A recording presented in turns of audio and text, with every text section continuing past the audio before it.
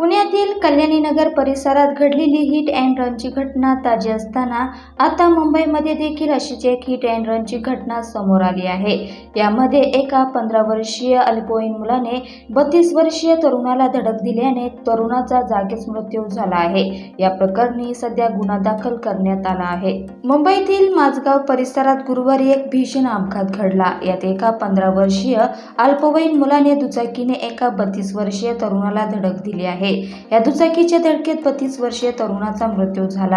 गुरुवारी सकाळी 7च्या सुमारास अपघात झाल्याची माहिती समोर आली आहे। यामध्ये 15 वर्षाचा मुलगा माझगाव डॉक सर्कल इथून नेसबीट ब्रिज मार्गे जे रोडच्या दिशेने येत असताना त्याच्या विरुद्ध दिशेने येणाऱ्या 2 बाईकची धडक झाली। या घटनेत इरफाम नवाब अली शेख वय 32 नावाचा व्यक्ती गंभीर जखमी झाला। या अपघातानंतर त्या व्यक्तीला तात्काळ बायखाळा येथील जे रुग्णालयात उपचारासाठी दाखल करण्यात आले, मात्र उपचारादरम्यान त्याचा मृत्यू झाला। या प्रकरणी मुंबईतील जे मार्ग पोलिसांनी गुन्हा दाखल केला आहे।